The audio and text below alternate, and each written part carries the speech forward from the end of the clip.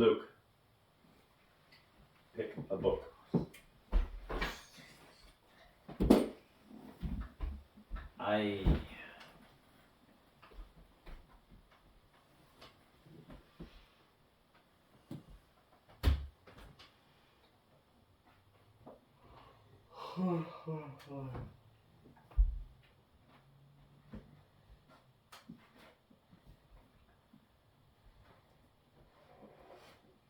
Anything except Horton Hears Who. Anything except that one.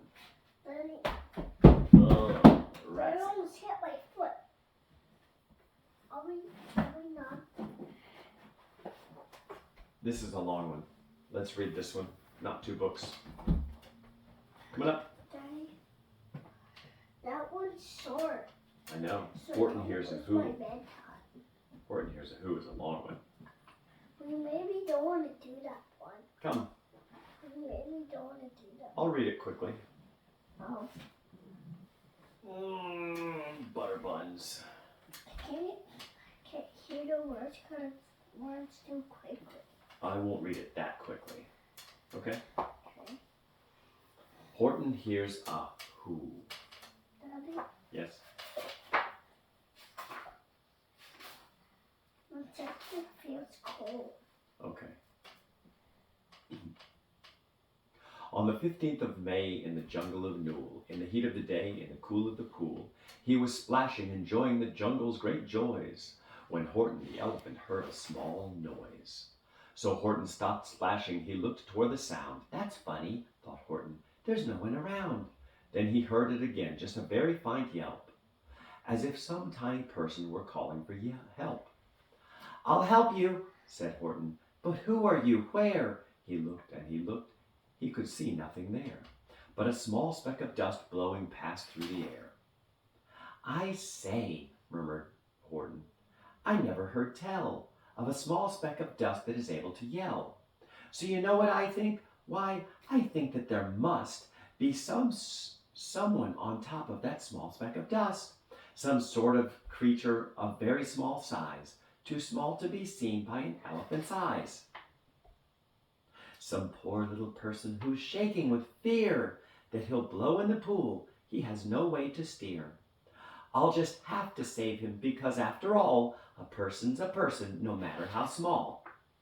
So gently and using the greatest of care, the elephant stretched his great trunk through the air, and he lifted the dust speck and carried it over and placed it down safe on a very soft clover. Humph! Humphed a voice. 'Twas a sour kangaroo. And the young kangaroo in her pouch said, humph, too.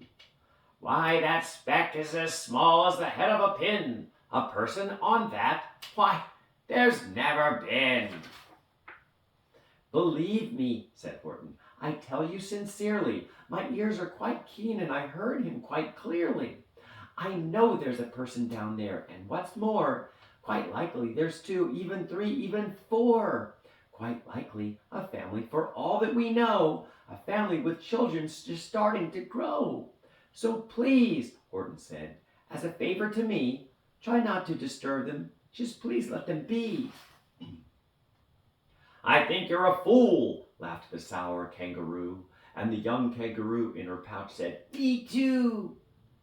You're the biggest blamed fool in the jungle of Newell. And the kangaroos plunged in the cool of the pool. What terrible splashing, the elephant frowned. I can't let my very small persons get drowned. I've got to protect them. I'm bigger than they. So he plucked up the clover and hustled away. Do you want me to stop? Why would you stop? Oh, I don't know. You look tired. Are you tired? Yeah. Do you want me to stop? No. Okay. Through the high jungle treetops, the news quickly spread. He talks to a dust speck. He's out of his head. Just look at him walk with that speck on the flower. And Horton walked, worrying, almost an hour. Should I put this speck down? Horton thought with alarm. If I do, these small persons may come to great harm. I can't put it down, and I won't. After all, a person's a person, no matter how small. Then Horton stopped walking. The speck voice was talking. The voice was so faint he could just barely hear it. Speak up, Please, said Horton. He put his ear near it. My friend, came the voice, you're a very fine friend. You've helped us folks on this dust speck no end. You've saved all our houses, our ceilings and floors. You've saved all our churches and grocery stores. You mean, Horton gasped, you have buildings there too? Oh yes, piped the voice, we most certainly do. I know, called the voice, I'm too small to be seen, but I'm mayor of a town that is friendly and clean. Our buildings to you would seem terribly small, but to us who aren't big, they are wonderfully tall. My town is called Whoville, for I am a Who, and we Whos are all thankful and grateful to you. And Horton called back to the mayor of the town, You're safe now, don't worry, I won't let you down. But just as he spoke to the mayor of the speck, 3 big jungle monkeys climbed up Horton's neck. The Wickersham brothers came shouting, What rot! That elephant's talking to Whos who are not. There aren't any Whos, and they don't have a mayor. And we're going to stop all this nonsense. So there. They snatched Horton's clover. They carried it off to a black-bottomed eagle named Vladikoff, a mighty strong eagle, a very swift wing, and they said, Will you kindly get rid of this thing? And before the poor elephant could even speak, the eagle flew off with the flower in his beak.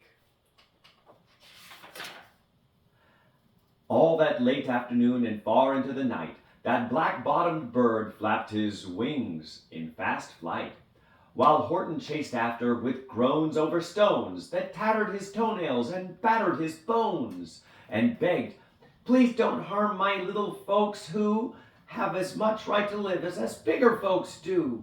But far, far beyond him, that eagle kept flapping, and over his shoulder called back, Quit your yapping! I'll fly the night through. I'm a bird, I don't mind it. And I'll hide this tomorrow where you'll never find it. And at 6:56 the next morning he did it.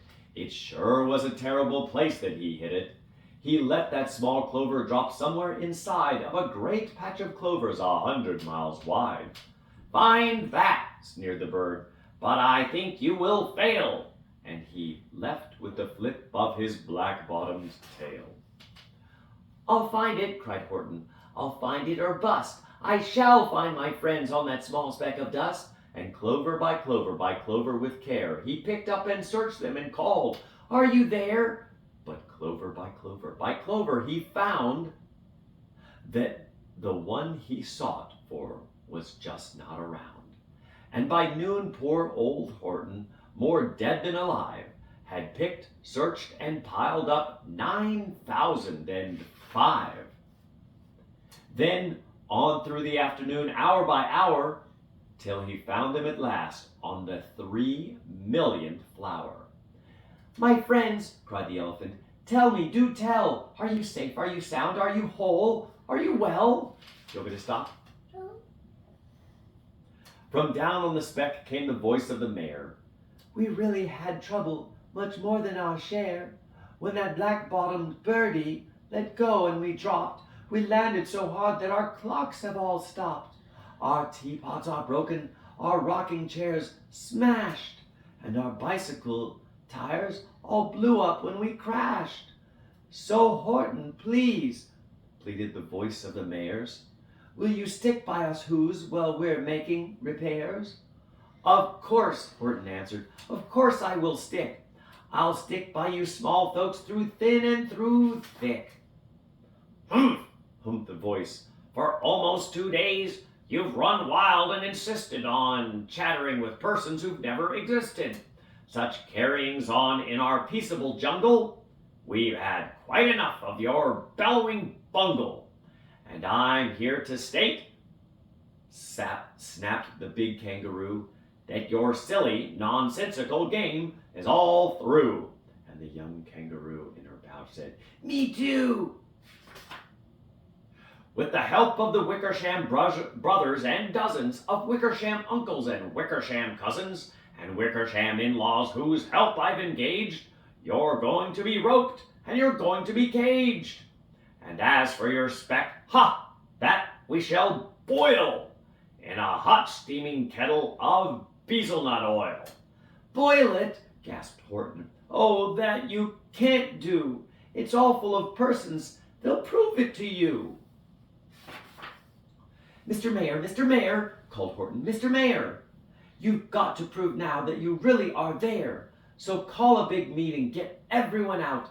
Make every who holler, make every who count, make every who scream. If you don't, every who is going to end up in a bezelnut stew. Tired? Can we stop? And down on the dust speck, the scared little mayor quickly called a big meeting in Whoville Town Square. And his people cried loudly. They cried out in fear. We are here, we are here, we are here, we are here. The elephant smiled. That was clear as a bell. You kangaroos surely heard that very well. All I heard, snapped the big kangaroo, was a breeze and the faint sound of wind through the far distant trees. I heard no small voices, and you didn't either. And the young kangaroo in her pouch said, Me neither. Grab him, they shouted, and cage that big dope. Lasso his stomach with 10 miles of rope. Tie the knots tight so he'll never shake loose. Then dunk that dumb speck in the bezelnut juice. Horton fought back with great vigor and vim, but the Wickersham gang was too many for him. They beat him, they mauled him, they started to haul him to his cage, but he managed to call to the mayor, Don't give up, I believe in you all. A person's a person, no matter how small. And you very small persons will not have to die if you make yourself heard. So come on now and try. Almost done, okay? The mayor grabbed a tom, he started to smack it, and all over Whoville they whooped up a racket. They rattled tin kettles, they beat on brass pans, on garbage pail tops and old cranberry cans. They blew on bazookas and blasted great toots on clarinets, oompas and boompas and flutes. Great gusts of loud racket rang high through the air. They rattled and shook the whole sky, and the mayor called out through the howling mad hullabaloo, Hey, Horton, how's this? Is our sound coming through? And Horton called back, I can hear you just fine, but the kangaroo's ears aren't as strong quite as mine. They don't hear a thing, and are you sure all your boys are doing their best? Are they all making noise? Are you sure every who down in Whoville is working? Quick, look through your town. Is there anyone shirking? What is shirking? Shirking means avoiding the work. Avoiding doing the work. Getting away from the Not working. Shirking is not working, okay?